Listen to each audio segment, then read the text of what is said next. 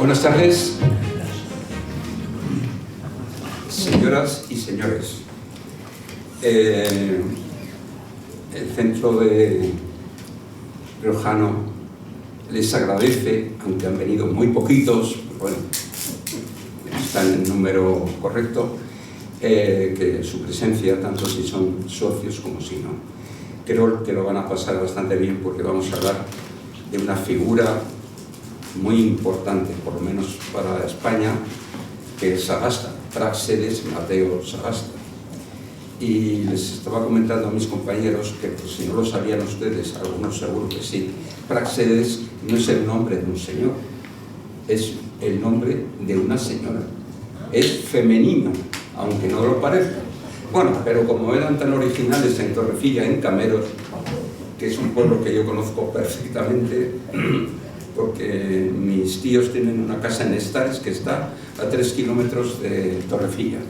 Y claro, pues me pasaba ahí las fiestas y todo, y es un pueblo muy divertido. Parece mucho mayor de lo que es, pero tiene, me he fijado ahora, tiene 500 habitantes.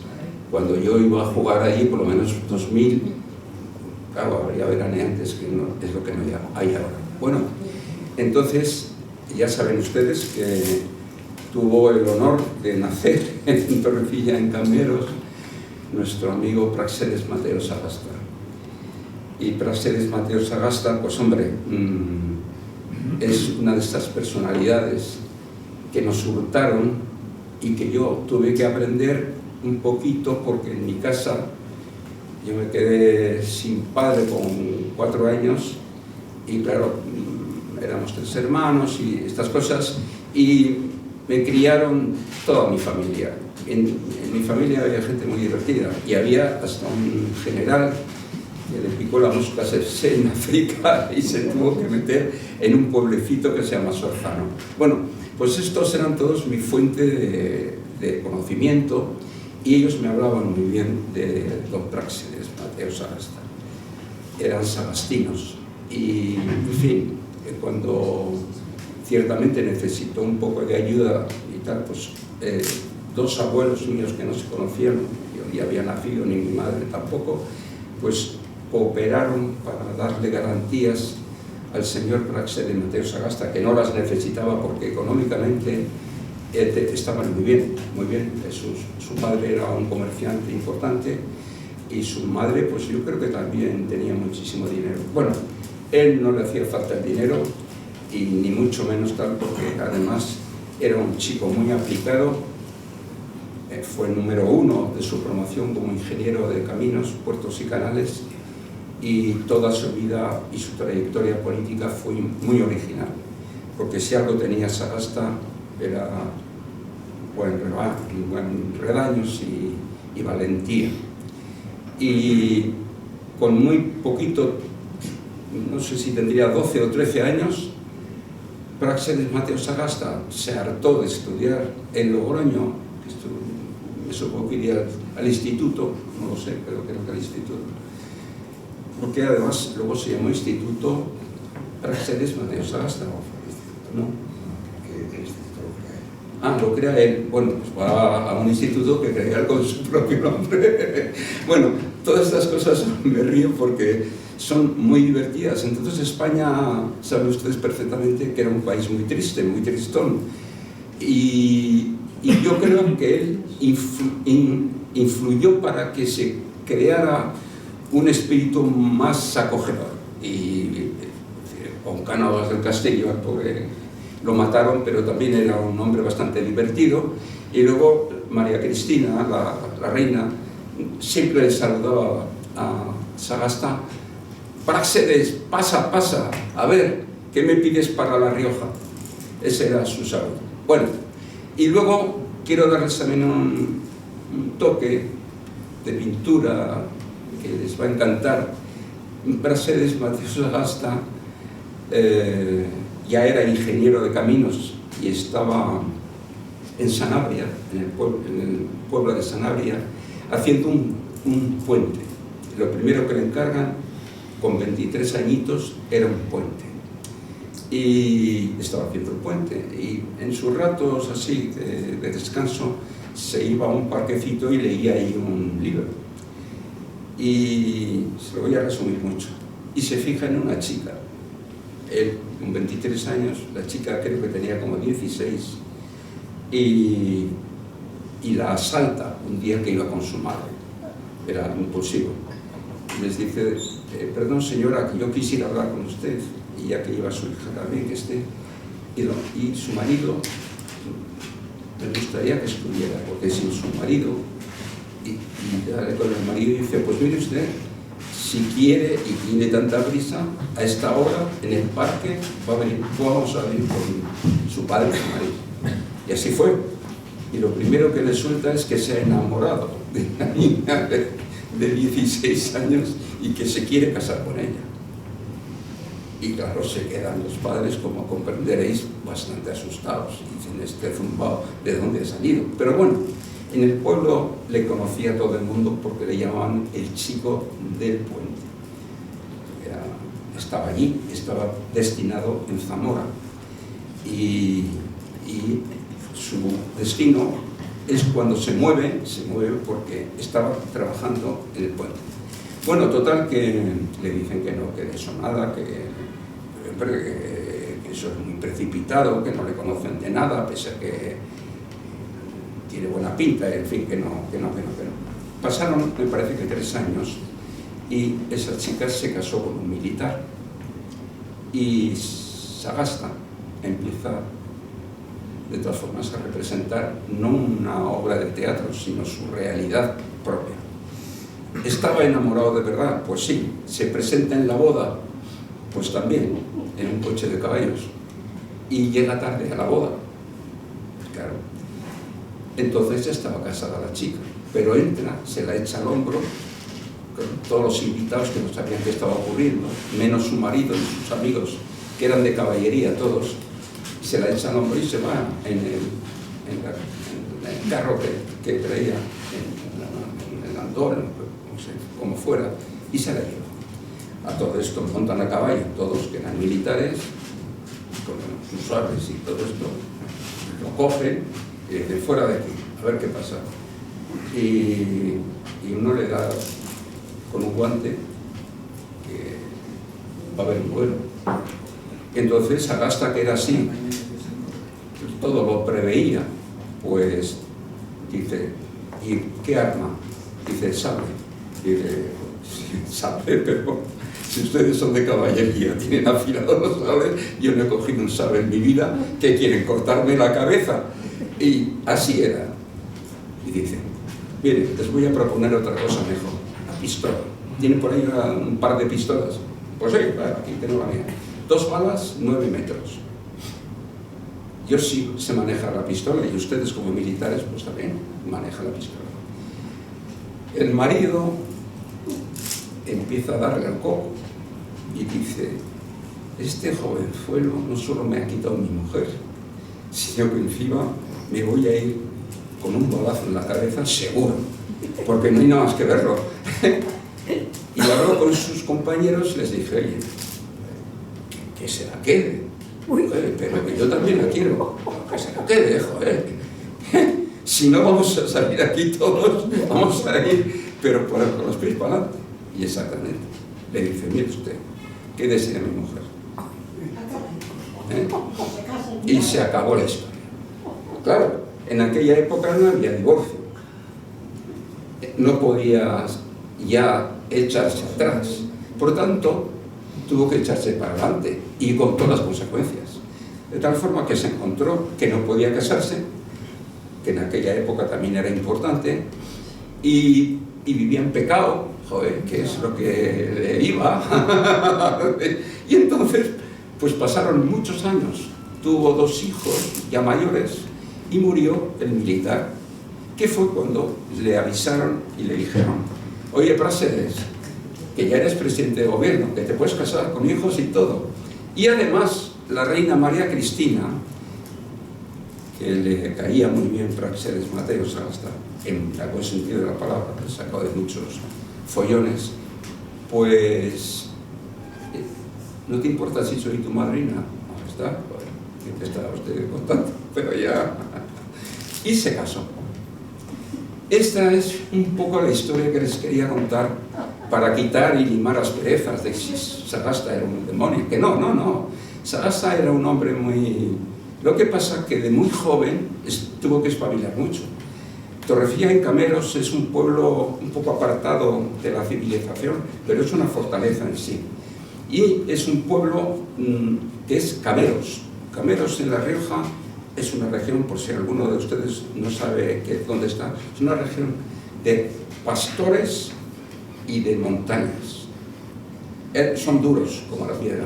Y justo, el pueblo este, pues es un pueblo más, podríamos decir, a la orilla del río Ireu.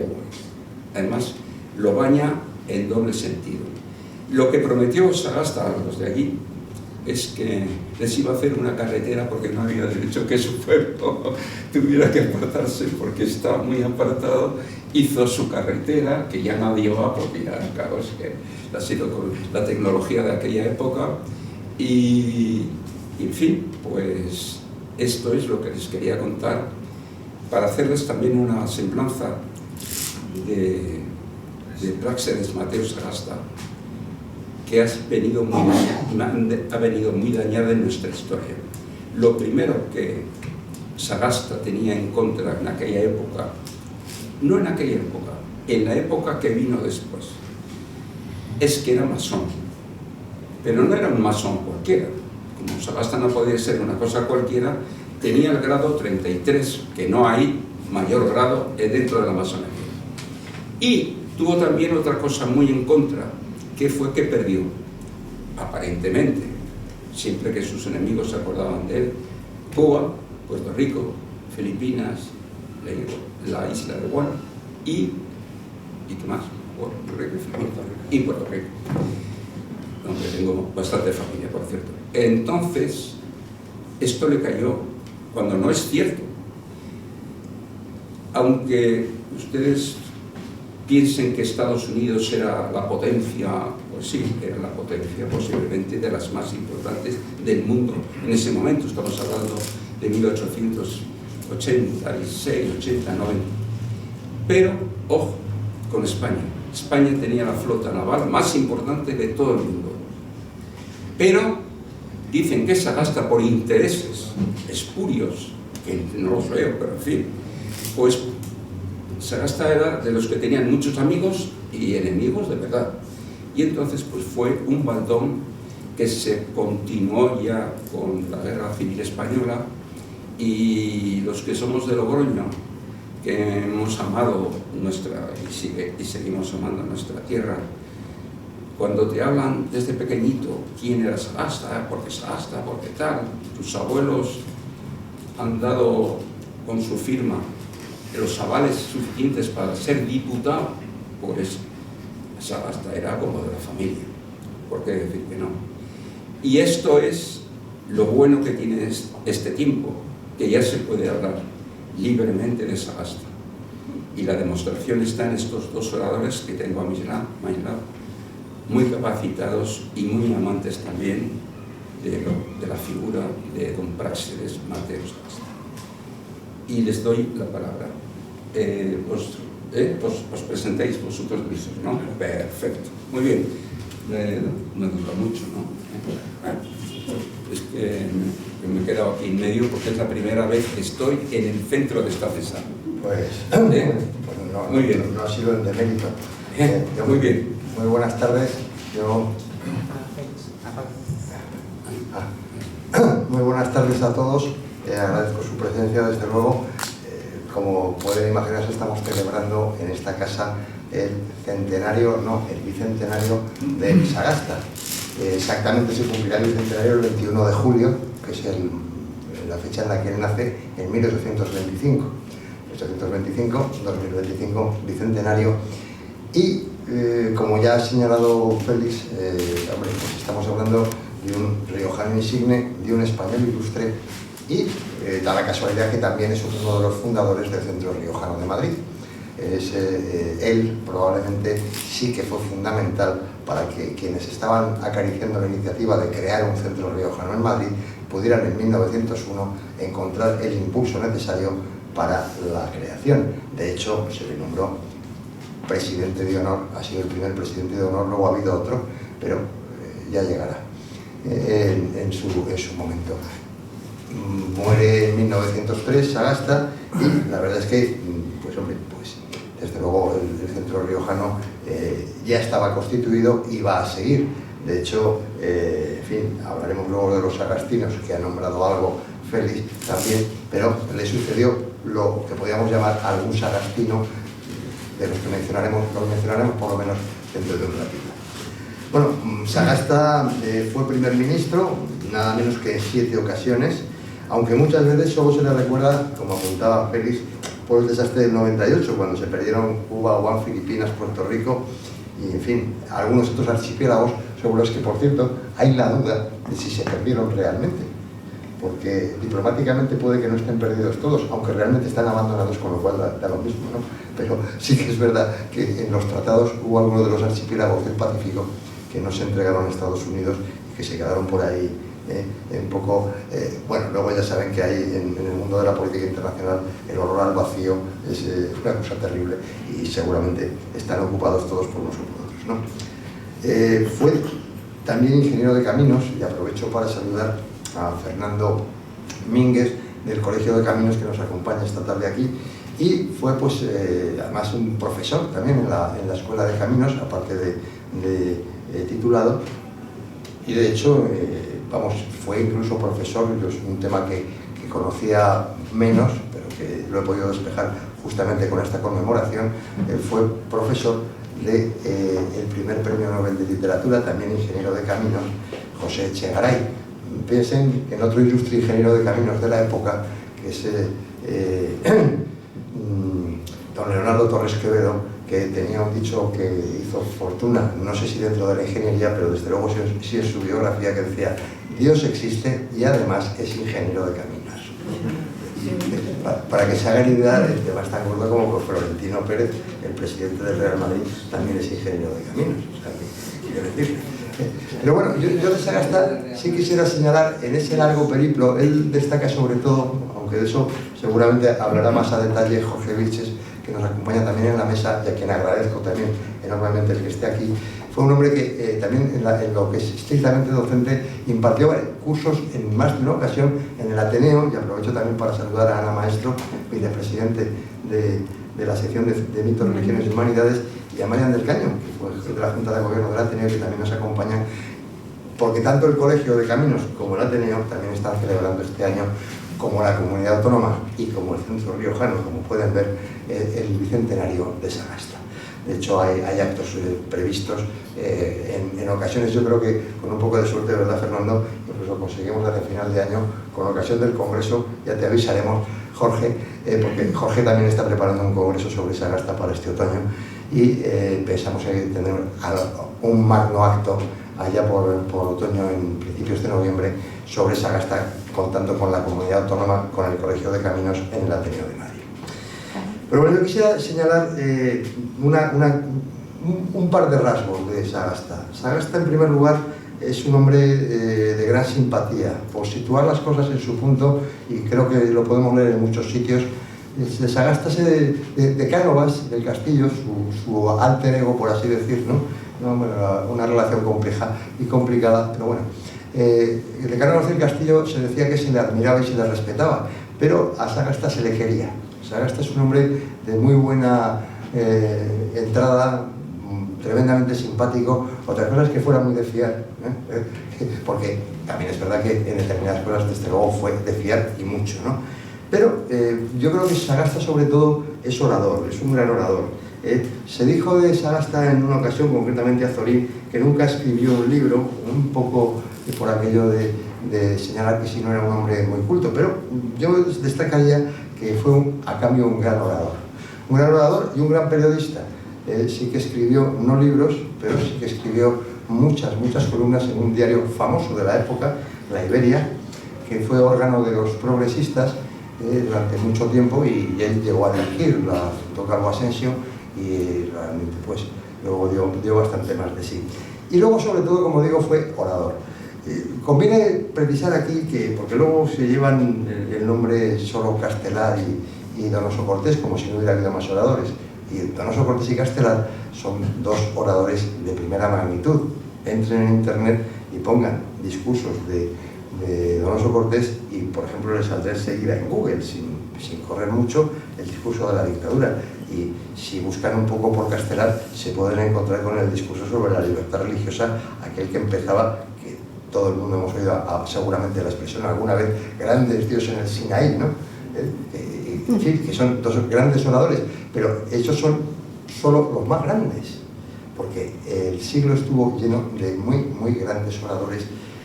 Fue gran orador Mendizábal, fue gran orador Cristino Martos, fue gran orador Rivero, fue gran orador tantos de ellos, y fue gran orador también Sagasta. De hecho, Sagasta llegó a dar más de 2.500 discursos parlamentarios, ¿no? Y eso sí conviene, porque es un tema que choca con la realidad del presente, ¿no? Porque las Cortes del siglo XIX podría que tuvieran muchos defectos, quizá como las actuales, pero lograron un éxito que no podemos ver en las Cortes del tiempo presente, ¿no? Lograron ser brillantemente retóricas. Podrían ser en ocasiones tan corruptas como lo son hoy, pero entonces los ejemplos de corrupción eran auténticos ejemplos que servían de advertencia y no simples modelos a seguir, como sucede más bien ahora. Las Cortes se mostraban muchas veces tan indiferentes a los electores como hoy en día, pero los electores no se mostraron casi nunca indiferentes hacia ellas. Y hasta podían ser tan frívolas como ahora, pero respetaban bastante más la dignidad del mérito y menos la riqueza. Las Cortes españolas del siglo XIX fueron un auténtico parlamento que cumplía con su obligación de parlamentar, pero tratando de hablar bien. No se limitaban a votar con disciplina por su incapacidad de discutir, como sucede en nuestros días, sino que fueron, para gloria eterna de nuestra patria, un museo de la palabra y no una almoneda donde comprar y vender consejos de administración, secretos financieros y cargos oficiales, como sucede más bien en la actualidad. Los políticos españoles del siglo XIX demostraron su sinceridad con su alta oratoria. Fue un siglo que estuvo lleno de grandes frases, y algunas de ellas, ya digo que normalmente se llevan Donoso Cortés y Castelar la fama, pero hay muchos más oradores de mucha altura y de mucha calidad, como Sagasta, ¿no? Algunas de las frases más famosas, que seguramente todos hemos oído alguna vez, son atribuidas a Sagasta. Por ejemplo, alguna que ha perdurado puede ser aquella de "si caigo, caeré del lado de la libertad", ¿no? Otra también muy célebre que decía: "cuando se cierra la puerta a la justicia, se le abre a la revolución". Y ya en la Restauración se consagró casi como su lema que no puede haber libertad sin orden, ni orden sin libertad. Como decía, Azorín señaló un poco, quizá despectivamente, que Sagasta nunca leyó o escribió un libro. Una exageración del 98ista alicantino, porque Sagasta, aparte de escribir y de preparar discursos, como ya hemos dicho, fue lector, y lo fue mucho. Y aunque nunca escribió un libro, desde 1856 y durante muchos años fue uno de los más destacados columnistas del diario Liberia, que llegó a dirigir entre 1863 y 1866. Y fue un gran devorador de la letra impresa con fecha de caducidad, me refiero a la prensa, lógicamente, ¿no? Podrá decirse que Sagasta no escribió mucho, pero lo que es seguro es que puede decirse es que nunca paró de hablar en su vida pública. Solo en las Cortes pronunció, como dije antes, 2.542 discursos. Ningún gobernante constitucional del siglo XIX habló tanto. Lástima que no llegase a escribir ese libro que le reclamaba a Azorín, porque realmente Sagasta es un político español. Ningún político español de su época ha conocido tantos secretos de Estado como él, y algunos de ellos no desvelados todavía hoy en día, como por ejemplo el asesinato de Prim. Ni tampoco ha habido muchos que hayan tenido, muchos políticos que hayan tenido la trayectoria como la de él, diputado en las Cortes de 34 legislaturas o senador, presidente del Congreso, 7 veces primer ministro, como dije al principio, y eso con 2 dinastías, la Saboya y la Borbón, y con una república, además de 2 regencias. Sagasta nació en Torrejilla de Cameros, ya se ha dicho, vivió en Zamora, donde hizo algunas obras, pero amar, amó 2 ciudades, Logroño y Madrid. En la capital de España estudió, vivió y se consagró. y dejó el Centro Riojano de Madrid, como dije antes, en 1901. Fue el primer presidente de honor. Y también en Logroño dejó restos indelebles, como el monumental puente de hierro sobre el Ebro para el ferrocarril y una larga saga de políticos riojanos llamados los sagastinos, que rigieron el ayuntamiento de la ciudad, la Diputación Provincial de Logroño y también en gran medida la vida nacional durante el último cuarto del siglo XIX y los primeros 30 años del siglo XX. Muchos de esos sagastinos pasaron a Madrid con él. Fue el caso de Tirso Rodríguez Sagasta, Miguel Villanueva o los Amos Salvador, padre e hijo. Todos ellos fueron ministros de España en alguna ocasión y también intervinieron en la vida madrileña. Por ejemplo, Amos Salvador, padre, fue vicepresidente primero del Ateneo de Madrid y no se crea, en varias ocasiones, y no se crea que sucedió a alguien cualquiera, sucedió a Marcelino Menéndez Pelayo, con Moret de presidente del Ateneo. Moret había sido el ministro de ultramar de Sagasta cuando la crisis del 98. También valga la pena recordar que luego un líder del partido conservador, Maura, fue también miembro de aquel gobierno y traía, era un joven liberal muy que apretaba mucho y tenía un plan para la autonomía de Cuba, que probablemente fue ese plan, cuando lo quiso llevar a cabo Sagasta, lo que determinó la actuación de los norteamericanos y de los independentistas cubanos, porque igual con la autonomía no hubiera habido nunca ni guerra hispano-yanqui ni independencia. Por eso pasaron las cosas que pasaron. Y como digo, Amos Salvador padre fue vicepresidente del Ateneo, pero también Tirso Rodríguez Sagasta, sobrino de Sagasta, fue el segundo presidente del Centro Riojano de Madrid, además de ministro de Hacienda y algunas otras cosas. Estamos hablando de la época de comienzos del siglo XX. Y también Miguel Villanueva, que también fue presidente del Centro Riojano de Madrid, en varias ocasiones fue quien realmente organiza el Centro Riojano y también pues, corresponde también a la estirpe de los sagastinos. De manera que honramos a Sagasta. ¿Y qué nos queda decir? Pues dónde se encuentran sus restos. Sagasta tiene una estatua muy bonita de Logroño junto al instituto que creó él, ya siendo ministro. Él entra en el gobierno, en el primer gobierno en el que entra, que es el gobierno de la Revolución de 1868, yo creo que la foto es del 8 de octubre, ahí al lado, en el número 3 de la Castellana. Es el primer gobierno español del que hay una fotografía, y ahí está él, Sagasta. Está al lado de Laureano Figuerola, otro personaje ilustre de la época, y que no lo recordarán porque sobre todo el siglo XIX hay un pequeño velo de opacidad, pero fue el inventor de la peseta, también fue presidente del Ateneo de Madrid, Figuerola, Laureano Figuerola, y inventó la peseta, de la que seguramente yo por la edad, me parece que todos los que estamos en la sala hemos trajinado con pesetas en alguna ocasión. ¿Y dónde se encuentran los restos de Sagasta? Pues se encuentran también aquí cerca, en la calle Atocha, en la zona de Atocha, en el Panteón de Hombres Ilustres. Ahí está, junto con otros liberales de su época y del siglo XIX en general.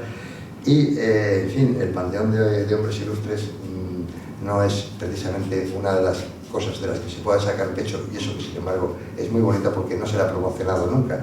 Y de hecho algunos de los que estuvieron en él fueron retirados después para llevar a otros lugares, ¿no? Eso de que en España, decía Azaña, aquello de hay que morirse a hurtadillas y darse tierra por propia mano, porque como sepan dónde estás enterrado, seguro que te mueven el cuerpo, ¿no? O sea, hay que tener cuidado con los pueblos de este país. En fin, y con esto yo termino mi parlamento agradeciéndoles de nuevo su asistencia y su atención y para conmemorar este bicentenario de Sagasta. Muchas gracias.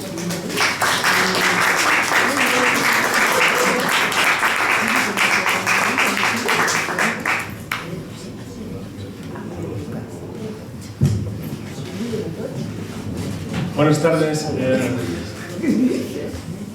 Muchas gracias por venir aquí una tarde tan calurosa como esta.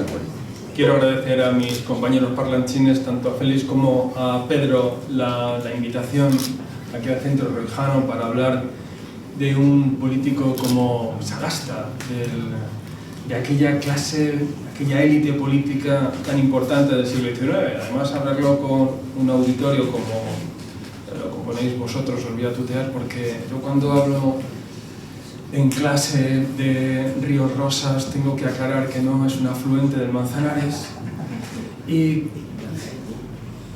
de Serrano, que tiene una calle dedicada que no es una calle dedicada al jamón, sino que es del general Serrano, ¿no? Entonces, hablar de políticos del siglo XIX a mí siempre me ha gustado mucho, sobre todo por la diferencia que hay con los políticos actuales. Me ha recordado Pedro, una anécdota, porque a Sagasta se le recuerda fundamentalmente como el hombre contrapuesto a Cánovas, con el que se turnó en la gloriosa época de la Restauración. Bueno, pues Cánovas, que para mí es el gran hombre del siglo XIX, no era Fraga, pero tenía el Estado en la cabeza, no pensó en Sagasta para esa alternancia y ese turno, sino en el primero que pensó para que concitara el ánimo, la ilusión de todos los liberales fue en Montero Ríos, en Eugenio Montero Ríos. Y decía que me acordaba de Cánovas y de Montero Ríos porque cuando Cánovas se casó, llegó con su mujer a la estación de Atocha. Y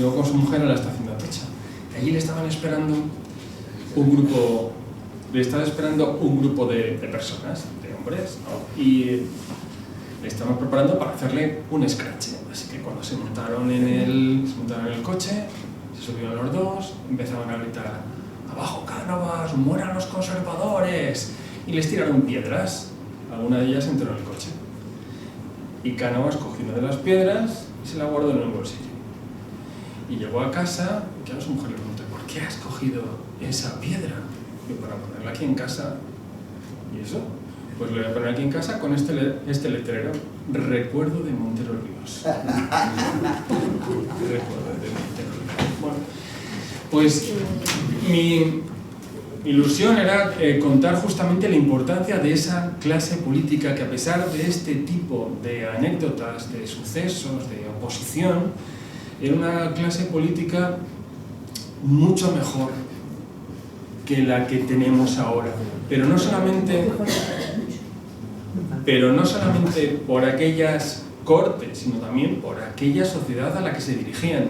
Si aquellos diputados hacían esos discursos doctrinales tan bien construidos y fantásticos, pues desde Alcalá Galiano, en el cual se fijó Donoso Cortés, que sirvió de modelo a Emilio Castelar, y a Ríos Rosas, en el cual se fijaron Cánovas, se fijaron Sagasta y muchos otros, era porque las Cortes, tanto el Congreso como el Senado, era un escaparate en el que dar a conocer las ideas del partido y dar a conocer noticias. Es decir, en las Cortes era un modo de transmitir a la opinión pública lo que se pensaba, pero para tener un efecto en la opinión pública. De ahí que aquellos discursos estuvieran tan bien elaborados, que tuvieran tantísima altura, que se pueda reconstruir su pensamiento político echando mano del diario de sesiones y recogiéndolo.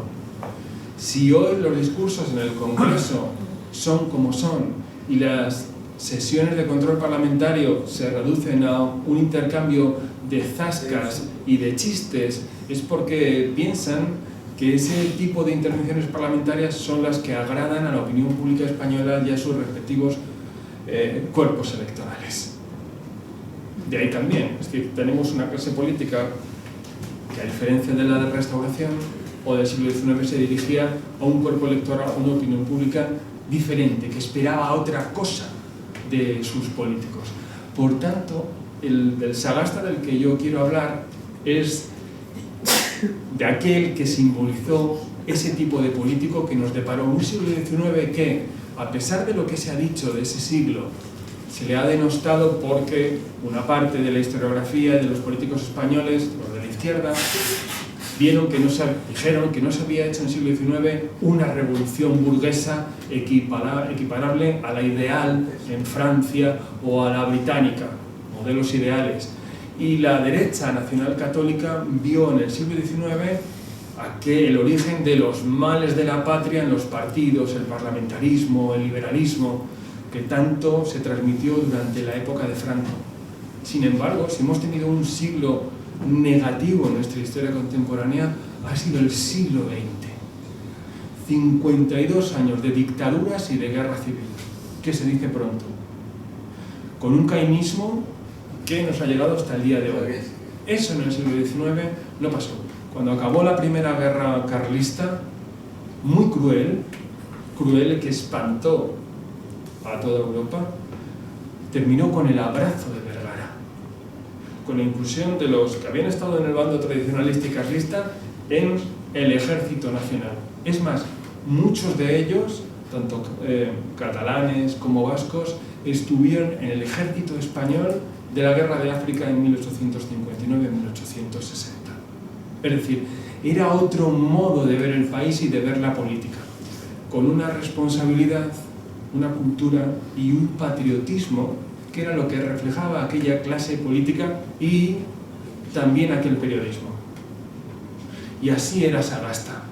Sagasta, como muy bien han indicado, se inicia en la vida política en el periodismo, porque el periodismo era una forma de ir conformando esa opinión pública y dando a conocer las ideas del propio partido.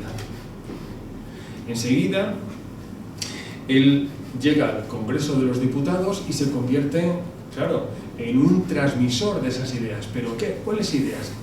Que es a mí lo que me interesa resaltar, porque si puedo, lo que voy a contar es el viaje, el trayecto que existe entre el Sagasta revolucionario, el Sagasta del o todo o nada, el Sagasta exclusivista de si no gobernamos nosotros, España no se salva, que es lo que lleva al caos, al político de la Restauración que piensa que lo importante es la conciliación, la legalidad, la lealtad, la integración de los extremos, no la alimentación de los extremos en contra del adversario.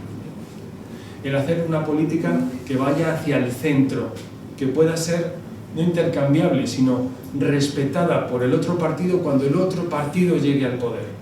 Eso fue lo que dio estabilidad a la Restauración. En ese viaje, como decía, Sagasta pasa de un primer periodismo de la Iberia, que comienza a finales de 1957, he dicho 1900, ¿verdad? 1857, y pasa también por el Congreso de los Diputados. Sagasta tiene una época entre 1858 y 1863, que es el Parlamento largo de O'Donnell, en el que se va fraguando un progresismo de oposición, retórico, de retraimiento, de oposición a los Borbones, en los que se va fraguando la idea de que si los progresistas no gobiernan en España, se debe a la oposición de los Borbones y a lo que llamaron los obstáculos tradicionales. Decían, si los progresistas no pueden gobernar en España, que su opinión sería la única solución posible para levantar a España y llevarla hacia la armonía y el progreso, es porque existen unos obstáculos tradicionales. ¿Cuáles son? ¿Cuáles, decía, son esos obstáculos?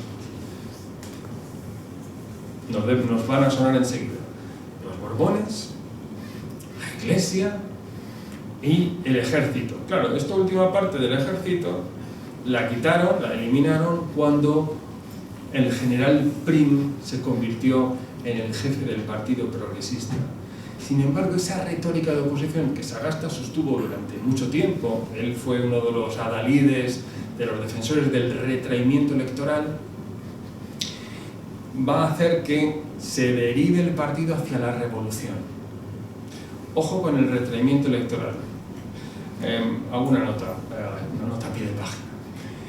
Estos días en los que, en la actualidad, estos días en los que la polarización nos ha llevado a desconfiar de las instituciones, del gobierno, de los resultados electorales y en cierto modo también a desconfiar de la capacidad de la oposición para llegar al poder, yo he oído algunas voces que hablan del retraimiento electoral, es decir, no acudir a las urnas como una demostración de desapego hacia lo existente, de protesta y para deslegitimar las instituciones.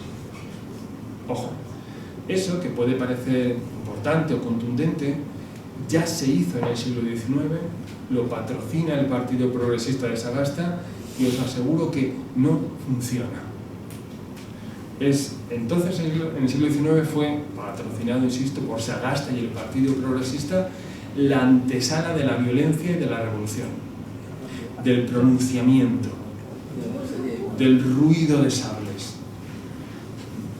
Esa va a ser una de las cosas de las que posteriormente reniegue ya en la Restauración y diga: esta es la legalidad, nosotros nos presentamos a las elecciones y en las instituciones haremos política, no fuera de ellas, sino dentro, porque está muy bien hablar en nombre del pueblo, de sus intereses, de sus propósitos, pero luego hay que presentarse a las elecciones, valorar si eso tiene respaldo en las urnas y llevarlo a las instituciones.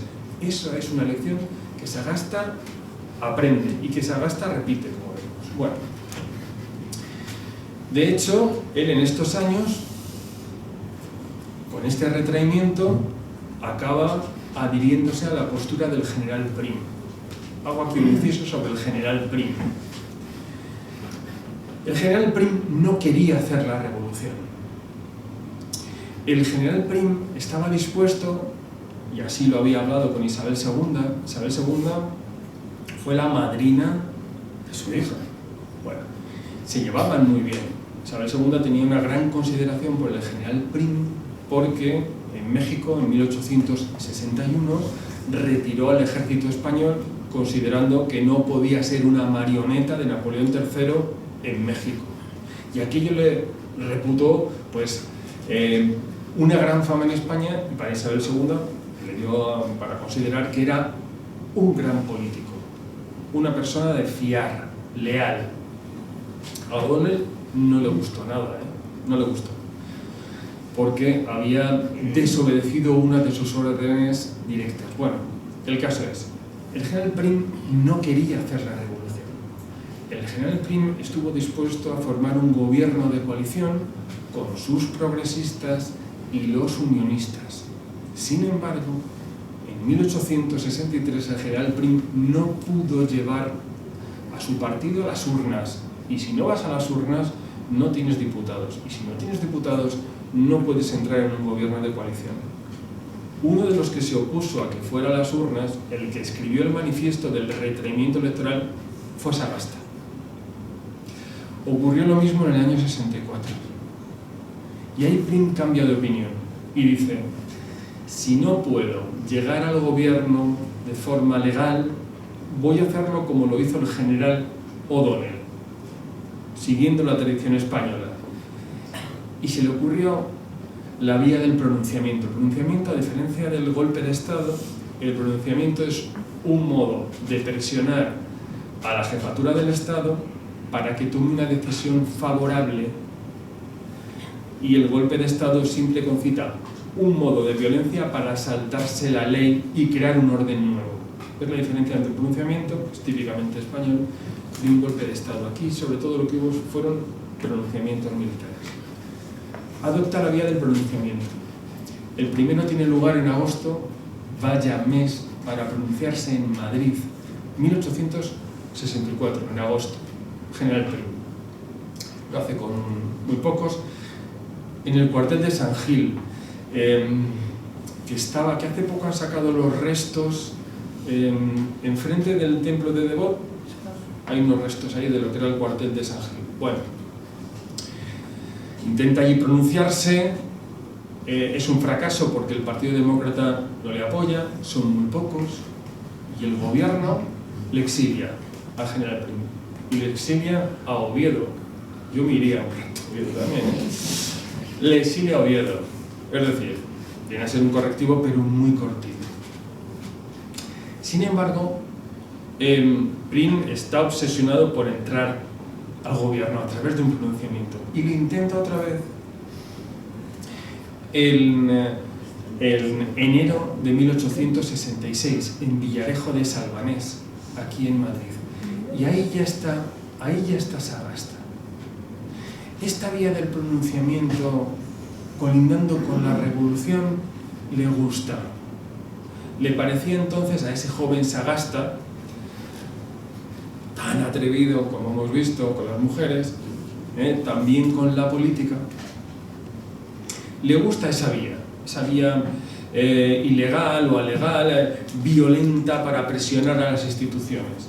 Lo de Villarejo de Salvanés, como sabéis, no funciona y tienen que salir del país, entre ellos también Sagasta. Y es entonces ya cuando tiene lugar el gran acontecimiento que quiebra la unidad del ejército. Porque una de las cosas que había en el ejército español era que después de la guerra civil y después de la guerra de África había que mantener la unidad del ejército por encima de todo. Pero es que es una de las cosas que luego está en el espíritu de la Academia General Militar, ¿no? El espíritu de cuerpo, de unidad. Bueno. Y el general Prim con Sagasta promueven la sublevación del cuartel de San Gil el 22 de junio de 1866. Aquello sí que es una quiebra de verdad, pero una quiebra auténtica. Para empezar, porque lo que hacen es, como se han trabajado los suboficiales contra los oficiales, hay un acto violento, hay muerte de oficiales y salen a la calle en aquel mes de junio para defender al gobierno, no solamente el general Serrano, que le tocaba, sino también el general Narváez. Los dos grandes escuadrones salen a defender no solamente al gobierno, sino también a la reina. Aquello es tan grave, bueno, ellos acaban en el exilio, aquello es tan grave que los sargentos capturados por aquella sublevación, a lo mejor no es el día porque la sentencia del Tribunal Constitucional, no fueron indultados. Contra todo, la opinión pública española, la opinión de la prensa. Es la segunda vez, porque, si os acordáis, Diego de León, igual, 1841, intento de secuestro de la reina niña, le pillan, aquello fue un episodio épico de lucha en las escalinatas del Palacio Real, captura, se entregan. Era, bueno, Diego de León tiene una fama, ¿cómo le llamaban? La primera lanza de España. La primera lanza de España, contra los carlistas además. Sí. Le capturan y le acaban fusilando, a pesar de que la reina niña y toda la opinión pública estaba en contra. Le fusila Espartero, al cual acaban echando de España en 1843. Y además ponen por las calles pusieron unos pasquines que ponían literalmente que aquel que pillara a Espartero le fusilara inmediatamente. Claro. Así que Espartero, no me quiero liar mucho, Espartero se fuga de España en un barco llamado Betis, se va. En fin, fusilados en 1866. Aquello es la quiebra completa. Es la quiebra completa, porque por otro lado, las Cortes son disueltas de manera, digamos, anticonstitucional, lo que provoca la protesta de la Unión Liberal, ya del general O'Donnell, el general Serrano, en la que estaba Cánovas, en la que estaba Ríos Rosas, López de Ayala y muchos otros ministros, exministros, literatos, grandes historiadores del momento. Era un grupo de grandes hombres bien nutrido. Aquello es el fin del reinado. Sagasta por aquel entonces ya estaba en el exilio. Es una época muy oscura para él, vive como puede. Fijaos, si tuvo que tragar en el exilio, que compartió casa con Ruiz Zorrilla, que era un tipo que no se aguantaban mutuamente, no se aguantaban, como luego contaré. Bueno, no fue precisamente un Erasmus aquello.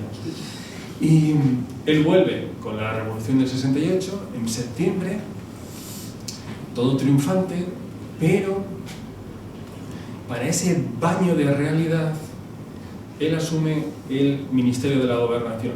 Como sabéis, lo que hoy es el Ministerio del Interior. El Ministerio de la Gobernación, el primer Ministerio de la Gobernación de cualquier transición o revolución, es el más duro de todos, el más costoso y el que tiene más cadáveres políticos propios. Por ejemplo, lo tendréis más, evidentemente más reciente. Fraga es el primer ministro de la gobernación del reinado de Juan Carlos y se tiene que tragar toda la primera represión del primer reinado y él lo quema completamente, porque hasta entonces Fraga salía en las encuestas como el político de más futuro en España y lo quema. Bueno, en el caso de Sagasta también, es decir, el paso de Sagasta por el Ministerio de la Gobernación en el sexenio le quita toda la vitola de liberal progresista. ¿Por qué? Claro, para él lo primero es el orden basado en el cumplimiento de la ley y para eso tiene que reprimir a los más revolucionarios, que se levantan muy pronto. En diciembre de 1868, a poco de constituir, como nos recordaba el 8 de octubre, a poco de constituirse el primer gabinete, los republicanos se levantan fundamentalmente en Cádiz y en otros lugares de Andalucía. Y Sagasta tiene que reprimir aquel levantamiento. No solo eso, sino que tiene que organizar las primeras elecciones con sufragio universal masculino a Cortes. Las primeras fueron las municipales de diciembre del 68, pero a Cortes las de enero del 69, con gran éxito. Pero no pensemos en Sagasta como un hombre perfectamente democrático y liberal a la hora de orquestar unas elecciones plurales, garantistas. Él, al igual que los anteriores y los posteriores ministros de la Gobernación, manejaban las elecciones nombrando a los alcaldes, a los gobernadores, que eran los que transmitían y aseguraban las órdenes. En el Madrid de entonces, de 1869, había 11 colegios electorales. 11. Las elecciones se celebraban en 2 o 3 días. No era un solo día, como ahora, de 8 de la mañana a 8 de la tarde. Se celebraba en 3 días. La mesa electoral la componían los primeros que llegaban.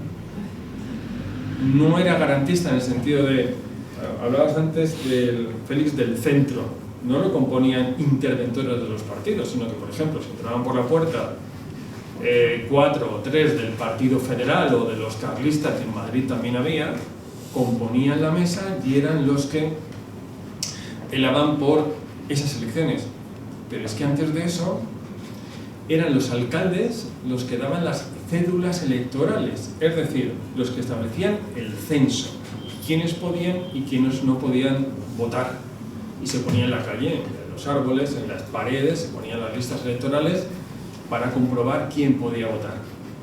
Es decir, era un proceso mucho menos garantista que ahora. La violencia electoral, me refiero a la violencia política en esos 2 o 3 días, fue, durante todo el siglo XIX, fue grave, importante.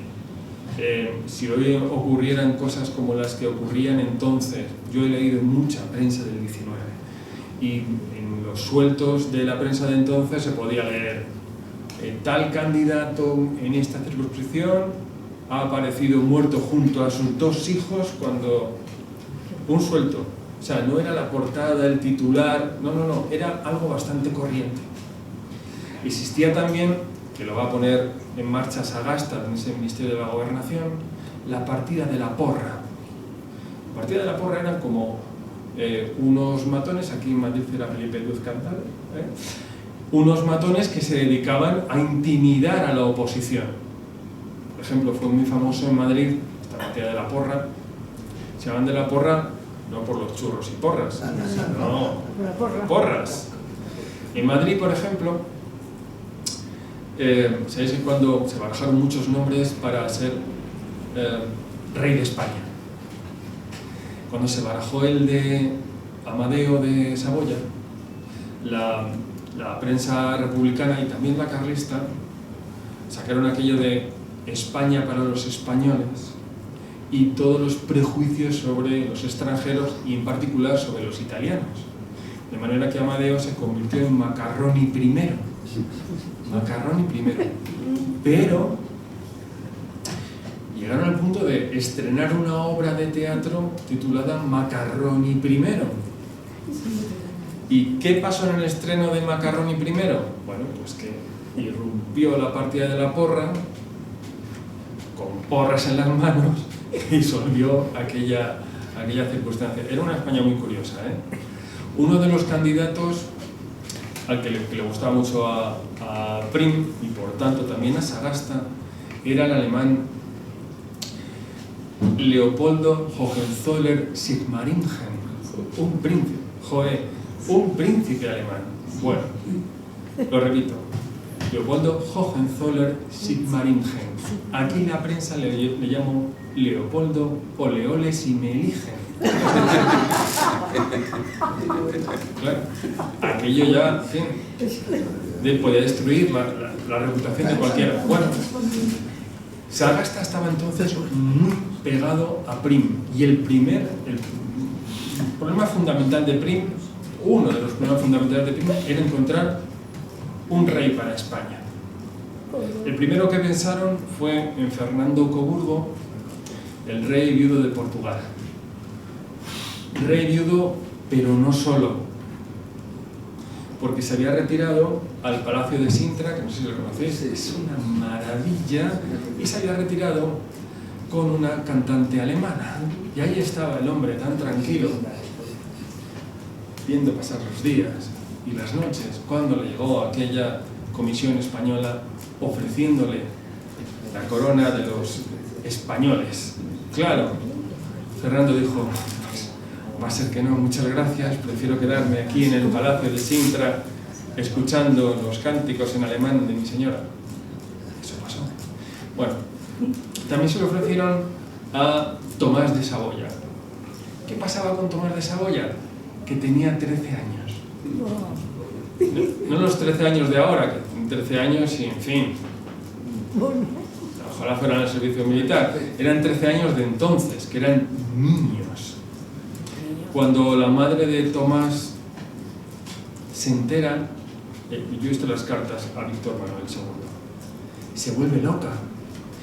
Y se vuelve loca, claro, pensando, es que le va a pasar como Maximiliano de Habsburgo, que en 1867 le fusilaron los mexicanos. Y decía ella, y es que los españoles son como los mexicanos. Van a coger a mi Tomás y lo van a fusilar. Bueno, aquí la prensa a Tomás le llamó el niño Tomasito. El niño Tomasito. Bueno, en fin. También se barajó el nombre de Espartero. Claro, Espartero gustó mucho a los republicanos. Gustó mucho a los republicanos. ¿Por qué? Pues porque no tenía descendencia y ya era un hombre de una edad avanzada. Espartero, que era un hombre bastante peculiar, es que juró fidelidad a Fernando VII, a Isabel II, a la Revolución del 68, a la República del 73 y a Alfonso XII. Y yo, porque ya se murió, pero si no hubiera sido a Primo de Rivera, a Franco y a quien fuera. Lo bueno de Espartero, que tela, era su mujer, Joaquina.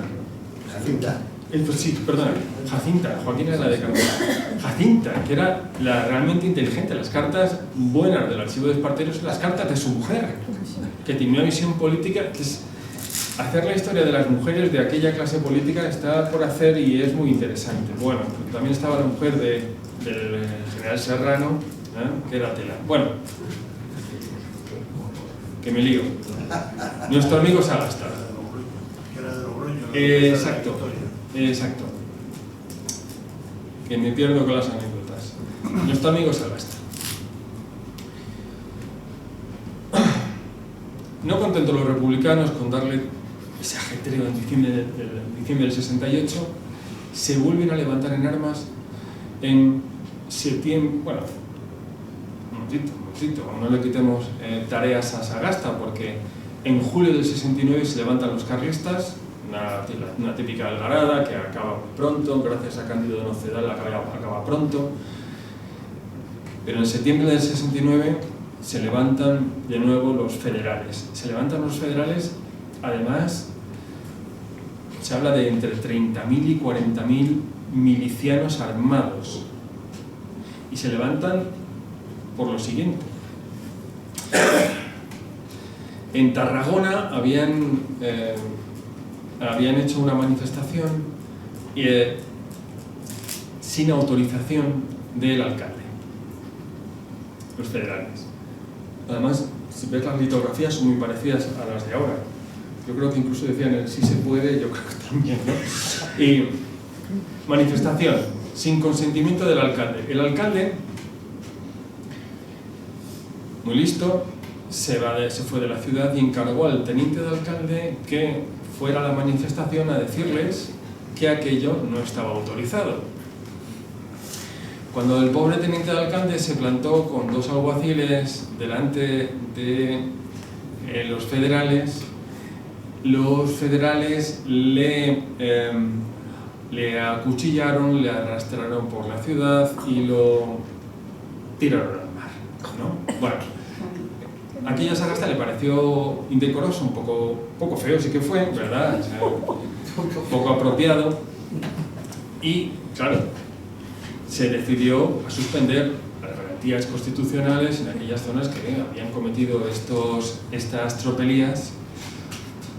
Los federales interpretaron aquello como que el gobierno recortaba los derechos individuales, una excusa como otra cualquiera, y se levantaban a armas.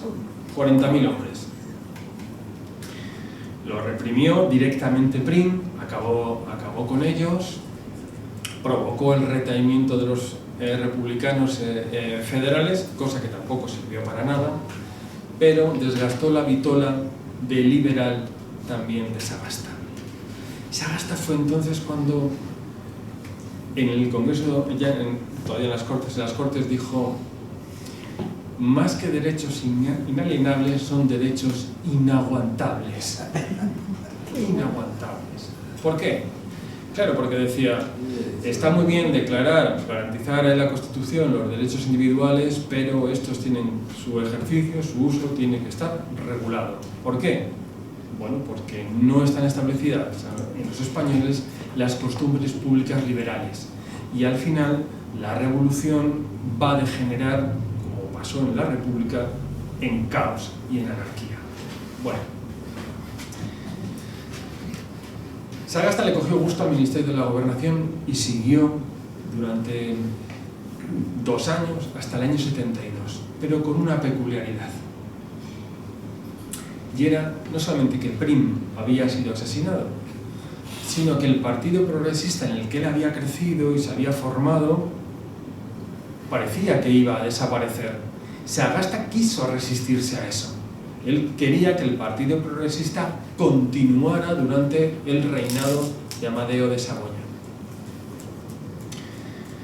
Él se resistía a esa disolución porque Ruiz Zorrilla tenía la pretensión, como finalmente hizo, de unirse a los demócratas, al Partido Demócrata, y fundar el Partido Radical. El nombre no da mucha tranquilidad. O sea, llamarte Partido Radical como que no. Pero eso no era lo peor del Partido Radical, sino que el pensamiento del Partido Radical era que se consideraban monárquicos circunstanciales. ¿Y esto qué significa? Significa que consideraban que la monarquía era pasajera, transitoria, efímera, circunstancial, mientras se iba asentando el régimen constitucional, de manera que su apoyo a la dinastía de Saboya y Amadeo no era tan leal ni tan sincero como el que expresaban otros partidos y otros políticos. Y esto a Sagasta le parecía una irresponsabilidad. Atención, ese concepto de responsabilidad va a pesar mucho en Sagasta. Es más, le va a llevar en algún momento a cometer algún delito. Bueno, es el rey Amadeo el que, cuando ve que el Partido Radical se ha formado, es muy poderoso, muy demagogo, capaz de tener prensa y de organizarse por todo el país, cuando incita a Sagasta a unirse al general Serrano y a los unionistas y formar el Partido Conservador del régimen. ¿Qué le pasaba a ese partido conservador del régimen? Ese partido conservador tenía un grupo dirigente muy bien formado, con exministros de la Unión Liberal, con generales, los mejores generales del ejército español, pero no tenía bases, no tenía militancia, no tenía estructura nacional. En unas elecciones estaba perdido. Podían tener el gobierno, pero si no podían articular la opinión en las circunscripciones, iban a perder seguro. Bueno. Además, el Partido Radical consideró que el gobierno lo debían ejercer ellos. Todavía persistía en este Partido Radical la idea de que les correspondía el derecho a gobernar España para convertir la revolución en su programa político. Y no se les ocurre otra cosa a estos radicales de Ruiz Zorrilla que presentarse a las elecciones no en solitario, sino unidos a los dos extremos. Imaginaos que hoy, bueno, no voy a poner ejemplo, que el Partido Radical se unió al Partido Carlista, en un extremo, y al Partido Republicano Federal del otro, en las elecciones, y se presentaron los tres juntos, en coalición. Podemos hacernos un ejemplo de hoy perfectísimamente de la quiebra que supone eso, porque imaginaos que esa coalición gana las elecciones. Las elecciones se convocan en abril de 1872. Esta coalición se llamó Coalición Nacional y su propósito era echar al rey extranjero. Bueno, ¿qué hizo Sagasta? No vamos a poner ejemplos actuales. Sagasta cogió 2 millones del Ministerio de Ultramar y lo desvió al Ministerio de la Gobernación para comprar esas elecciones y conseguir una victoria electoral que impidiera la victoria electoral de esa coalición antisistema. El problema, en otra época, el problema que le pillaron. El escándalo que se formó en el Congreso de los Diputados inhabilitó a Sagasta como político de ahí prácticamente hasta 1874. ¿Qué hubiera pasado si no lo hubieran descubierto? Hombre, quizás nos habríamos librado de algunas cosas. ¿Quién sabe? Pero eso ya es política ficción. Los radicales, cuando se enteraron, los radicales de Ruiz Zorrilla, amenazaron al rey Amadeo con una revolución republicana si no les daba el poder. Y el rey Amadeo cedió y entregó el poder al Partido Radical de Ruiz Zorrilla. Por cierto, Ruiz Zorrilla le caía mal a Sagasta porque Sagasta era muy infantil y ciclotímico.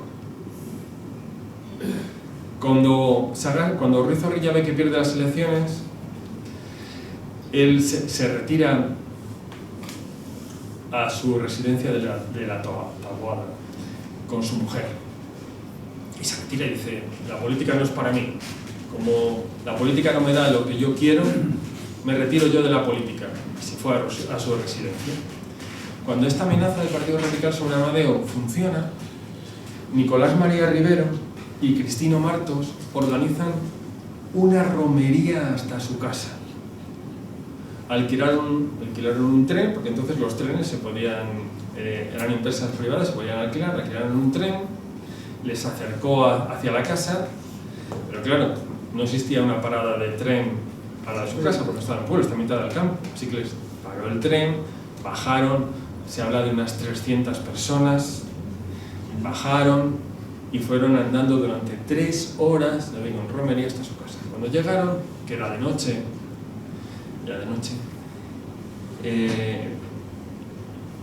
acercaron gritando, ¡viva el Partido Radical! ¡Viva Ruiz Zorrilla! Y Ruiz Zorrilla, que estaba con su mujer, que su mujer, insisto, también era mucho mejor que Ruiz Zorrilla, claro, les sale al encuentro, no sabe quiénes son aquellos 300 personas que vienen gritando desaforadas, la pareja, Ruiz Zorrilla y su mujer, van por la casa, que debía ser muy parecido, imaginaos, a algo así como esto, hasta que se encuentran en una sala muy parecida, con 2 puertas, se encierran allí, pero entran los 300 con todo su ímpetu, y cuando se meten en la sala, Manuel Ruiz Zorrilla se desmaya y se quedó allí tirado en el suelo. La mujer, claro, que era de armas tomar, consiguió sacar a los 300 tíos, es decir, a 300 personas, consiguió sacarlas del edificio y dejarlos fuera. Bueno, el ministerio que se hacía antes, lo de las sales, ¿no? Las sales, se despertó, le dijo: Manuel, que vas a ser el presidente del gobierno. Bueno, y volvió. El caso, volvemos a Sagasta. Volvemos a Sagasta. Bueno, Sagasta entra no en depresión, pero sí en tristezas, apartamiento, se aparte de la República, y nos aparece otra vez en la política española el 23 de abril de 1873. Ya tenemos la República constituida. Una república que Cánovas interpretó como el último episodio del sexenio revolucionario, de aquel sexenio, porque Cánovas, que era un buen historiador, un gran historiador, que tenía muy presente lo que había ocurrido en la Francia de 1848, él consideraba que las revoluciones van derivando hacia el caos y la anarquía hasta un punto en el que la sociedad demanda orden, que es justo lo que va a pasar en el sexenio. El desorden va aumentando hasta el caos de la República Federal y Cantonal, y esa sociedad española de 1874 demanda orden, que va a ser la restauración de los Borbones. Bueno, como digo, la República ya constituida, una República muy girada a la izquierda. El Madrid de abril del 1873 era para haberlo vivido,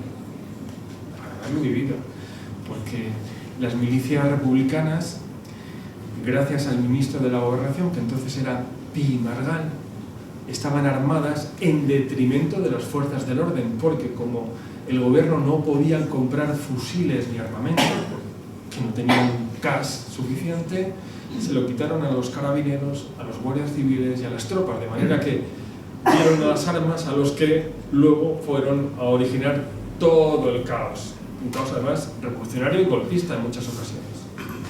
Ante esa degeneración, el 23 de abril se reúnen los militares y políticos, tanto conservadores como algunos radicales que habían ya vuelto a la legalidad, como es el caso de Cristino Martos. Y piensan que hay que reconducir la República. Hay que reconducirla. ¿Cómo? Censurando al gobierno por el caos que había en España, porque sería muy largo de contar, pero hubo un golpe de Estado en Barcelona el 9 de marzo, reconducir la República con un nuevo gobierno. Es decir, una censura gubernamental y un apoyo exterior, porque ya os digo que la calle estaba caliente, muy violenta, y necesitaban apoyo exterior, militar, de fuerzas del orden, que apoyaran ese cambio de gobierno. Y esas fuerzas se reúnen en la Plaza de Toros. No hay ningún golpista que se reúna en un edificio cerrado a esperar un golpe. Es que aquello no fue un golpe de Estado, fue un apoyo militar a una moción de censura. Imaginaos que Tejero y los suyos en 1981 se hubieran metido todos en la Plaza de Toros a dar un golpe de Estado. Eso no tiene sentido. Lo que haces para dar un golpe de Estado es asaltar una instancia de poder, la sede del gobierno o la sede de la soberanía nacional, y ejercer violencia sobre ella para asumir el poder. Bueno, aquello del 23 de abril es aprovechado por Pi Margall para dar un golpe de Estado. Y esto no lo digo yo, lo dice el mismo Pi Margall en un libro en 1874. Dimos un golpe de Estado. El problema de ese golpe de Estado que da Pi Margall es que, después de darlo, todos estos conservadores y radicales tienen que huir de Madrid, entre ellos Sagasta. Hay una cosa que no se dice, pero que recuerda mucho a julio del 36, porque durante casi una semana los milicianos federales fueron pasando casa por casa por los diputados, de los diputados constitucionales, de los diputados radicales, por los periodistas señalados por estos dos partidos, para liquidarlos. Consiguieron la lista en el Palacio de las Cortes, porque tenían la lista con los nombres y los domicilios, y fueron pasando casa por casa para buscarlos y liquidarlos. Afortunadamente habían salido todos de España. ¿Dónde se refugiaron? Se refugiaron fundamentalmente en Biarritz y en San Juan de Luz. Allí en Biarritz, en abril y mayo del 73, de 1873, hay una reunión muy interesante en la que está Sagasta y está también Cánovas, pero están también los hombres que van a hacer la República de 1874 y alguno de la Restauración. Y allí se plantea qué se puede hacer en España. Y va a ser Sagasta junto al Marqués del Duero el que defiendan lo siguiente para España. Dirán, la única solución para preservar las libertades conseguidas con la Revolución de 1868 es volver a la dinastía de los Borbones en la persona de Alfonso. Eso lo recoge Cánovas y escribe una carta a Isabel II, y de ahí que lo conozcamos ahora. Desde abril de 1873, Sagasta apuesta por una restauración de los Borbones. Ahora bien, manteniendo los principios de la Revolución de 1868 con la Constitución de 1869. Fijaos ya aquí cómo va él retrocediendo de aquello de o todo o nada, de abajo los Borbones, a los Borbones son la dinastía legítima y nos pueden servir para establecer un régimen constitucional y de libertad para todos. Bueno, el caso es, después del golpe de... ¿Cómo voy de hora? Si no lo cuento reviento. El golpe de Pavía. Yo cuando era muy pequeño me decían, Pavía entró con un caballo, con el sable, y deshizo aquella asamblea de la soberanía nacional. No entró. Veréis, todo el mundo sabía que el general Pavía iba a dar un golpe de Estado, pero todo el mundo. O sea, hasta él mismo, Pavía, él lo cuenta en sus memorias, pero es que se lee en la prensa. La prensa de la época decía, en cuanto se abran las Cortes el 2 de enero del 74, si no continúa Castelar, habrá un golpe de Estado. Pavía lo cuenta en uno de sus libros, que hablaba de sí mismo como si fuera Julio César, en tercera persona. Decía Pavía y escribía sobre sí mismo, ¿no? Decía, en la noche del 1 de enero estaba don Manuel, escribía él, viendo una obra de teatro en Madrid, y entraron dos señores en su palco y le preguntaron, don Manuel, ¿es cierto que va usted a dar mañana un golpe de Estado? Y don Manuel contestó, por supuesto que sí, ¿no? Y efectivamente, pero es que se abre la sesión siendo Nicolás Salmerón, el endiosado Nicolás Salmerón, presidente de aquellas Cortes Constituyentes. Pero es que Manuel Pavía había apostado a sus hombres en los lugares estratégicos, la carrera de San Jerónimo, Recoletos, en fin, ahí estaban sus hombres. Es decir, cualquiera veía que fuera del Palacio de Congreso, ahí estaban. Pero no solamente ellos, también estaban los gorros colorados, es decir, los milicianos federales, que a su vez tenían preparado otro golpe de Estado si Castelar continuaba como presidente del Poder Ejecutivo de la República. Dos golpes de Estado simultáneos, paralelos. Bueno, cuando pierde Castelar la votación en la que Salmerón, que odiaba cordialmente a Emilio Castelar, asume que va a perder Castelar diciendo: sálvense los principios, perezca la república. Era más importante para Salmerón el mantener los principios para las generaciones venideras que el que se mantuviera el régimen, porque Salmerón sabía perfectamente que si Castelar perdía, los militares que estaban fuera, estaban además enfrente, ahí estaba Pavía, estaba el general Serrano, tomando cerveza caliente, porque tomaban cerveza caliente, ahí estaban, y el vino, pero tomaban aguado, estamos en el centro rojano, tomaban el vino aguado, ahí estaban esperando. Sabía que si perdía la votación iba a tener lugar el golpe de Estado. Pierde la votación y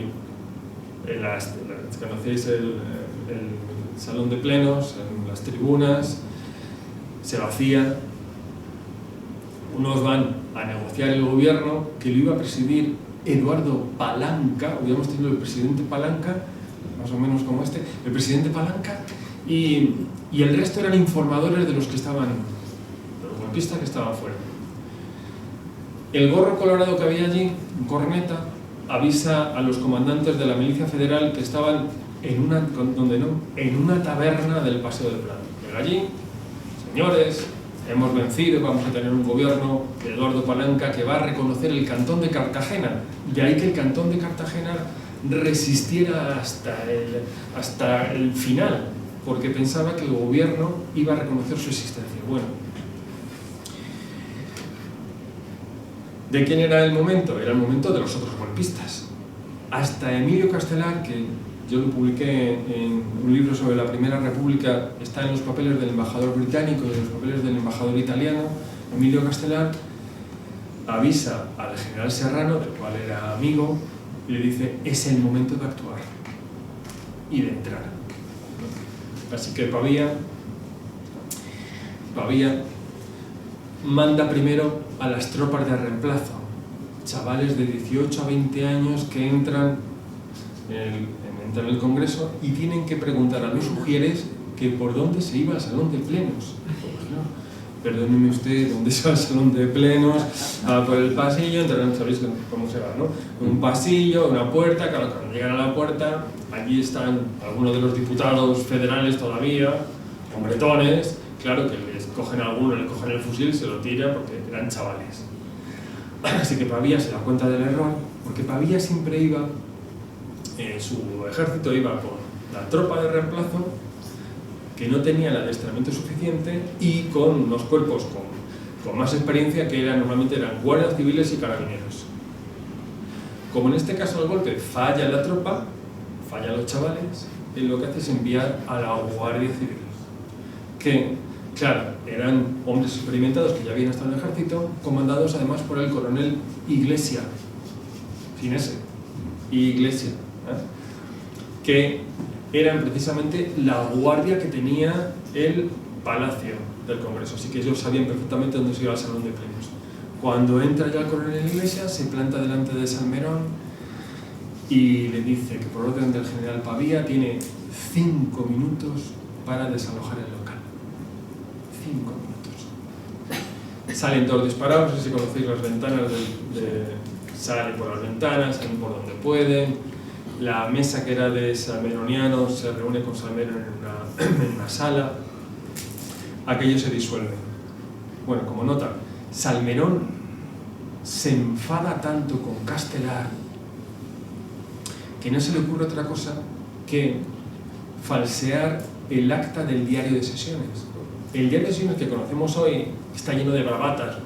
Moriremos en nuestros escaños hasta la última gota de sangre, que vean cómo muere la República. Falso. Todo eso es falso. Se lo inventa. ¿Por qué? Se inventa eso no solamente como venganza personal a Castelar, porque Castelar aparece en ese diario de sesiones fake, que diríamos hoy, el bulo, ¿no? Aparece diciendo Castelar: yo con esto quedo inhabilitado para siempre en la vida política. ¿En serio? Castelar no dijo eso jamás, como sabemos, ¿no? Bueno, porque Salmerón recurrió el golpe de Estado al Tribunal Supremo, el pobre, candoroso. Bueno, Pavía reúne a los grandes hombres de la Revolución del 68 para constituir un gobierno, salvo a carlistas por motivos evidentes y a federales más que evidentes. Y ahí está Sagasta, y está Cánovas, y está Cánovas también. Y Cánovas sabe cuál es la opinión de Sagasta de qué es lo que hay que hacer. Y Cánovas propone que ese gobierno sea un ministerio de regencia que prepare el advenimiento de los Borbones con unas cortes constituyentes, lo que va a pasar en el 75. Ante aquellos prohombres, claro, el general Serrano dice, bueno, pues el general Serrano podía ser muy bonito, pero tenía muy pocas luces. Dice, pues, no sé, vamos a preguntar qué hacemos al general Pavía. El general Pavía, por pudor, estaba en otra sala, esperando. No, porque le he dicho, ¿no querrá usted presidir el gobierno? Y claro, no, general Pavía, no. Don Manuel no quiere presidir ningún gobierno. Y dijo, no, yo he hecho este golpe de Estado para reconducir la Revolución del 68 con la Constitución del 69, no para la vuelta de los Borbones. Así que Cánovas se va de aquella reunión, cosa que, entre otros, Martínez Campos no le perdonó, pero Sagasta se queda. Sagasta se queda. Y es la gran clave del año 74. ¿Con qué Sagasta nos encontramos? Nos encontramos con un Sagasta que ya ha venido de los derechos inaguantables, de los Borbones tienen que estar en el trono de España porque es la dinastía legítima detrás de la cual está la mayoría de españoles, pero, decía Sagasta, yo quiero preservar la Constitución del 69. Y lo que ofrece a Cánovas, a través de Andrés Borrego, lo que le ofrece Sagasta a Cánovas es, en la convocatoria de Cortes, porque hay un decreto de convocatoria de Cortes del 9 de enero de 1874, en la convocatoria de Cortes nos reunimos con un gran grupo alfonsino y elegimos a Alfonso como elegimos a Amadeo en su día y mantenemos la Constitución de 1869. Y Cánovas dice que no, porque el rey de España no se elige, al rey de España se le reconoce. Y la corona es tan depositaria de la soberanía, ahí está el régimen de la restauración, como las Cortes. Y esos son los pilares de la Constitución interna, dirá Cánovas. Pero ahí se queda. Para Cánovas esto supone una victoria, porque aparece Alfonso de Borbón como el único candidato plausible. Ni la República, ni la Federal, ni Don Carlos, ni el Rey X, que llamaban entonces, ninguno de ellos, solamente Alfonso. Y Sagasta va a trabajar para eso. Veréis. En mayo de 1874 consigue que salgan del gobierno todos los ministros republicanos y radicales y que esté compuesto únicamente por monárquicos. En septiembre del 74 se hace con la presidencia del gobierno y todo se encauza en el plan de Sagasta en reunir esas cortes que reconozcan a Alfonso con la Constitución del 69. Para Sagasta aquello era la jugada, es perfecta, porque se convierte en el hombre que mantiene la Revolución del 68 con la Constitución del 69 y al mismo tiempo es el hombre que restaura a los Borbones. Hubiera sido el gran político de la España del siglo XIX. El plan parecía perfecto. Pero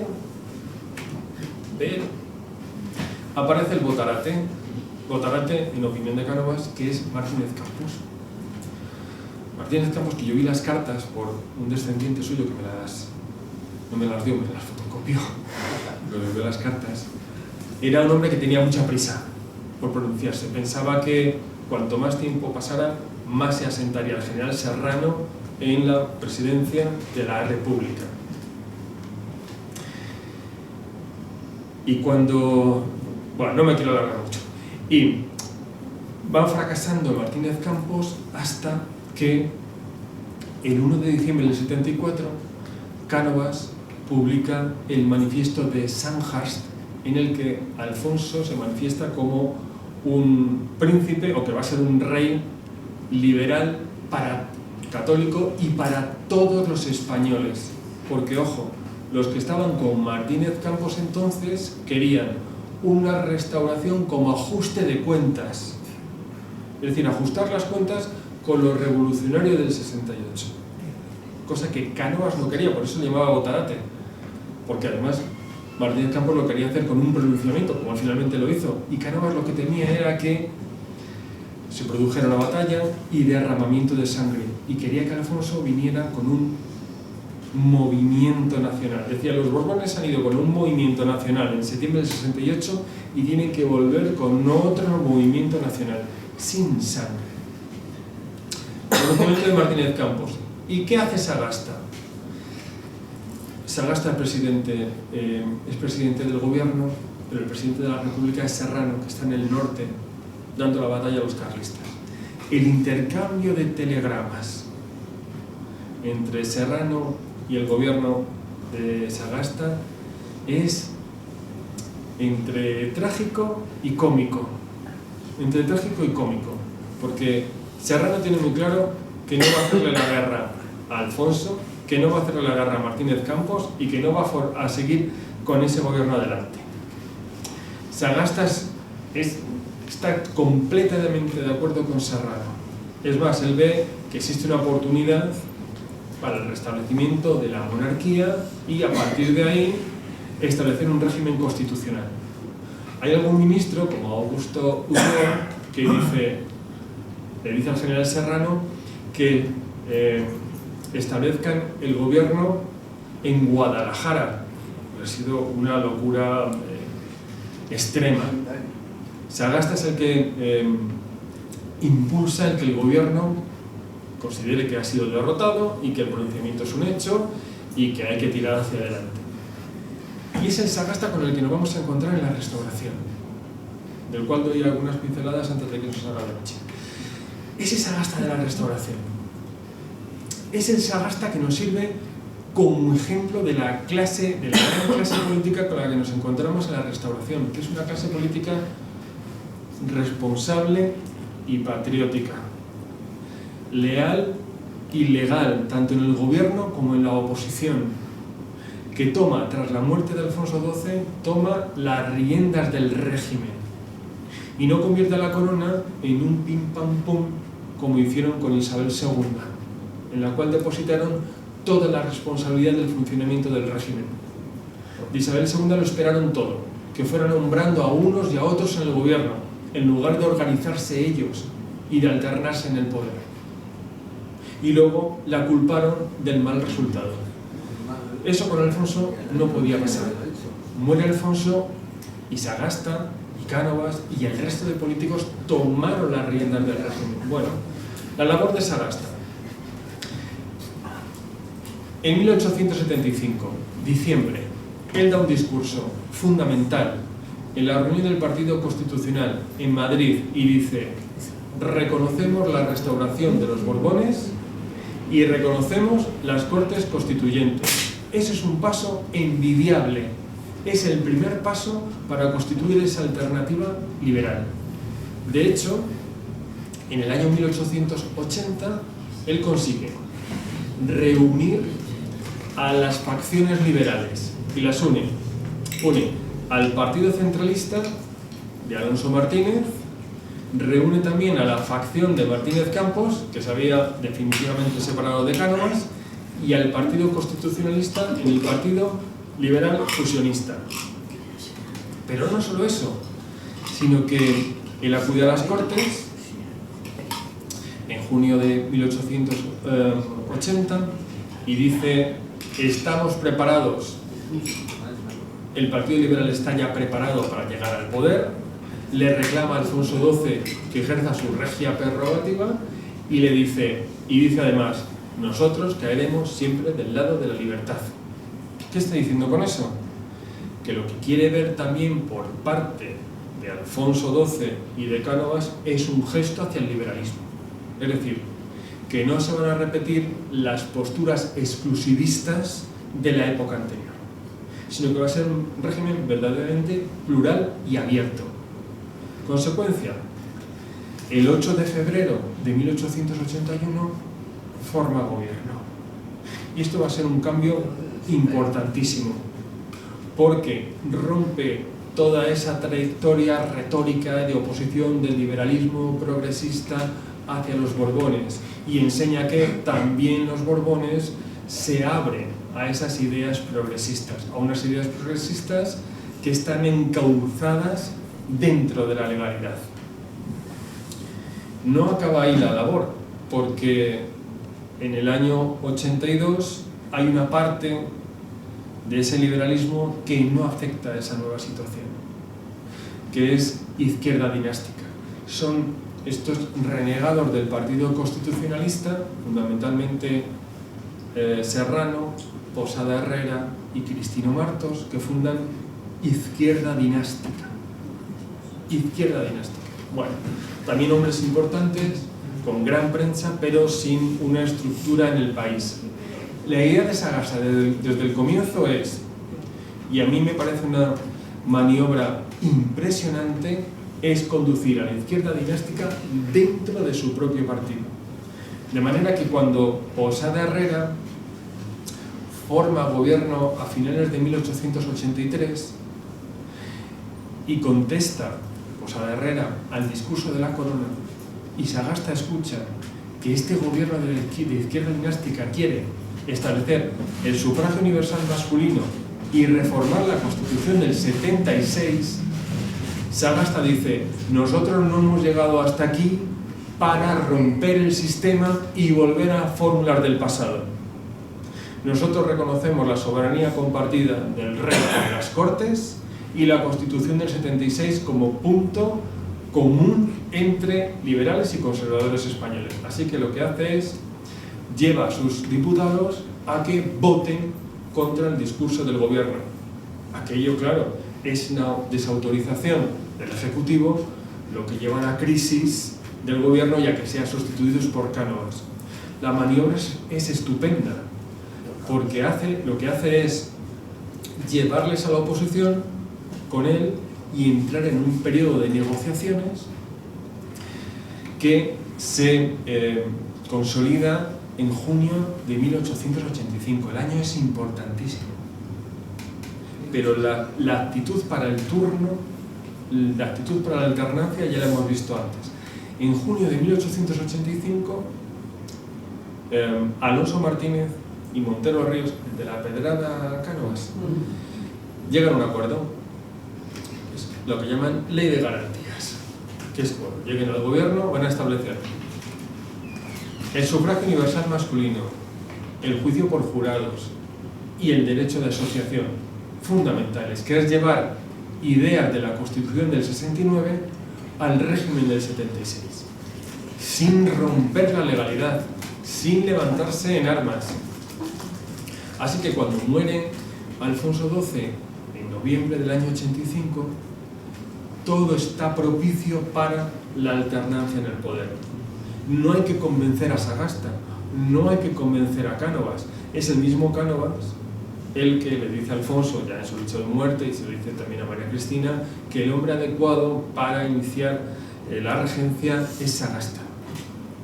¿Y por qué? Porque ya confía en que este primer gobierno de Sagasta, pleno, no va a suponer un riesgo para las libertades.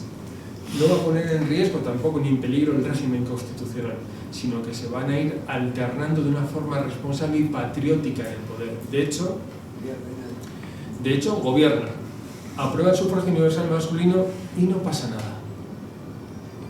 Aprueba el juicio por jurados y no pasa nada. Aprueba el derecho a la asociación, bueno, y se crea UGT, pero no pasa nada, ¿no? Cuando llegan los conservadores no lo echan atrás, sino que viven con ello, que es lo típico del sistema británico. Una ley aprobada, se vive con ella, oye, y se hacen otras leyes. No se deshace lo que ha hecho el anterior y se reniega como si no tuviera legitimidad alguna, ¿no? Bueno, para concluir,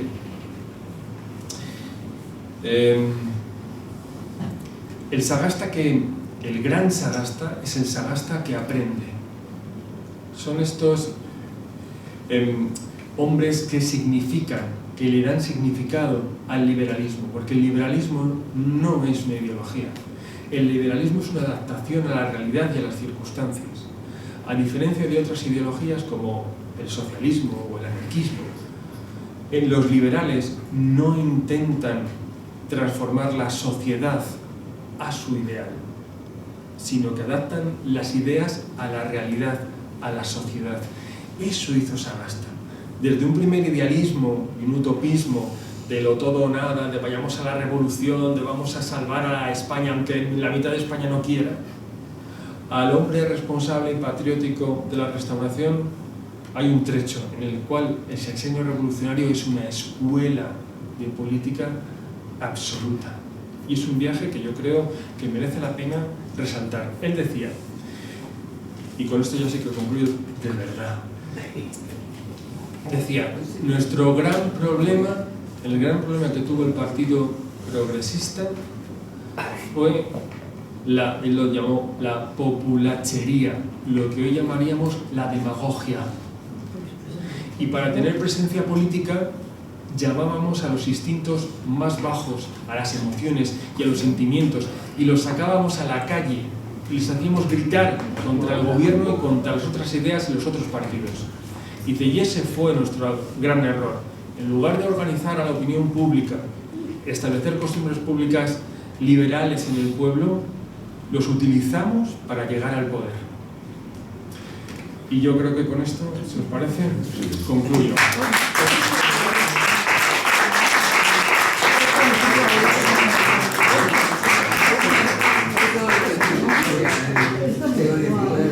Jorge, muchísimas gracias. La verdad es que nos has dado un recorrido más amplio del que yo me esperaba y desde luego mucho más ilustrativo sobre el significado real de Sagasta, porque efectivamente lo complicado del caso es ponerle en contexto, porque son dos contextos muy complejos y en los que se dan esas circunstancias en las que tú has hecho tanto, has subrayado tanto, has hecho tanto hincapié de cómo se puede pasar de una política absolutamente utópica, de demagogia, etcétera, etcétera, a una política realista que es en el fondo la que luego resulta útil.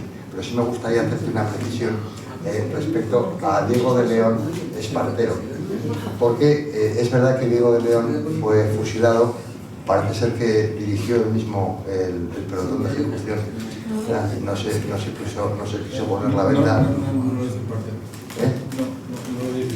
No, que lo dirigió el propio Diego de León, dirigió su ejecución, porque lo pidió y se lo concedieron, ¿no? Pero es que había otro riojano más implicado, entendiendo por riojano a Espartero, que aunque solo lo era la señora, ¿no? Pero realmente Espartero sí que es una persona muy vinculada también a La Rioja, ¿no? Es que justamente ese combate en las escalinatas de Palacio, quien le hizo frente cuando ataca también el general Gutiérrez de la Concha, el Marqués del Duero y otros a Palacio, en la defensa de las escalinatas de Palacio las hizo, entonces era coronel, luego ya sería general, el general Domingo Dulce, también ilustre riojano, esparterista. Y Espartero, hombre, es un personaje que obtiene claroscuros, ¿no? Pero realmente es un personaje que en la historia de Logroño es muy importante.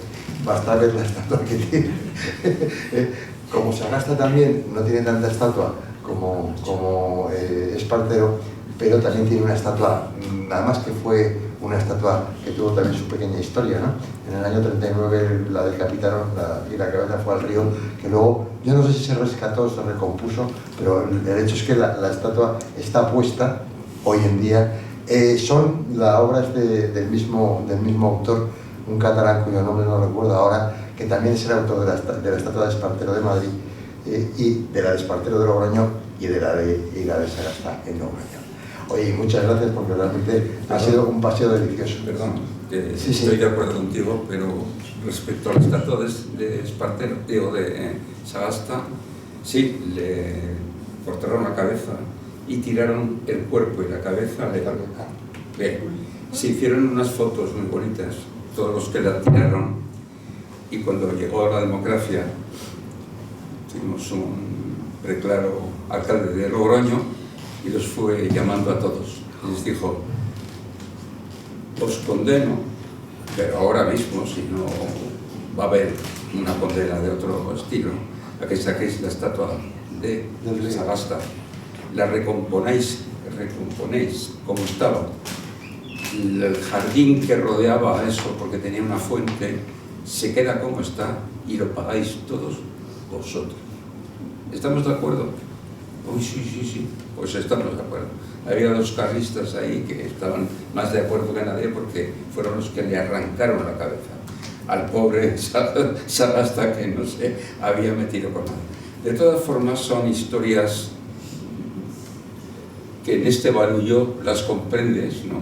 Cuando ciertamente se llega a una democracia, ¿por qué no vas a pagar tú? ¿Y qué ha hecho esto Sagasta para que lo cojáis, le tiréis al Ebro y está encima?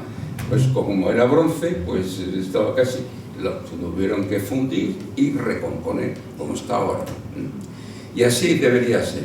También tuvimos una cosa muy bien al hilo, muy curiosa en Cenicero, que llegaron los carlistas y metieron a la Estatua de la Libertad, que era una copia más pequeño, que le regalaron a Cenicero por sus vinos.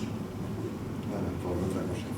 Bueno, la gesta de los urbanos de 1834. Bien, cogieron a la Estatua de la Libertad estos señores y la metieron en la cárcel. Sí, en la cárcel. Y además la ataron con una cadena al suelo.